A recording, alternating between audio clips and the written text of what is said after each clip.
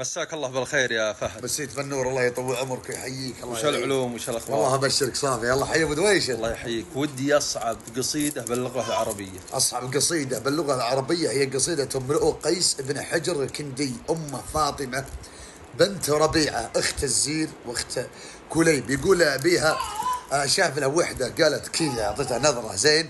شوف القصيده اللي يحجرها بها ممزوج يا ولد يا ولد، ممزوج من اصعب اللغه.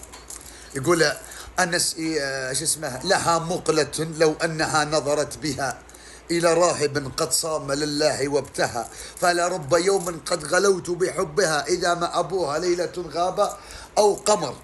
إذا ما أبوها ليلة غاب أو قمر. ألا يا بني كند اقتلوا بابن عمكم وإلا فما أنتم قبيلا ولا خوى قتيل بوادي الحب من غير قاتل ولا ميت يعزى هناك ولا زمل فهي وهي ثم هي وهي منلي من الدنيا من الناس بالجمل فهي فكم كم وكم كم ثم كم وكم قطعت الفيافي والمهامي هلم أمل وكاف وكف كاف وكفي بكفها وكاف الكفوف الوتق من كفها انهمل وشنصل ثم شنصل عشنصل على حاجبي سلمى يزين مع المقل فلو ثم لو دنا دار سلمى كنت اول من وصل وعن ثم وعن أسائل عنها كل من سار وارتحل. ذبحهم بالأسئلة. يقول لك وعن ثم وعن أسائل عنها كل من سار وارتحل وفي الله أكبر وفي ثم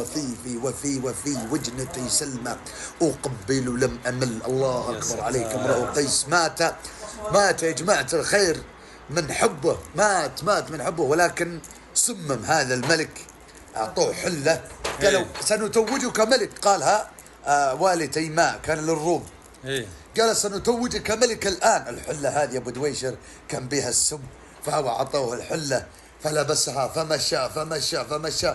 بعد 3 ساعات اللي الرجال حساله بدوخة وحساله بتعب، فمشى لو تعدى تيماء رايح للمدينة. الله أكبر عليه. كل هالقرب. اي والله، وصغير عمره 35.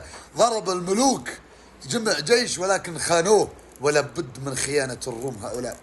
المهم يا جماعة الخير، لو جيشه لاحظ به ان الرجال ترحل ما منه فائدة يا ولد. كان بياخذ ثار ابوه، الا والرجال ترحل، يسمونه بملك الظليل. الا مشى وسقط. فلما سقط ذهب جيشه وعمه امر بجيش ان يسحبون عليه، خاص واحد يروح لها، ما ظل بها حرب. فاتت اليه عجوز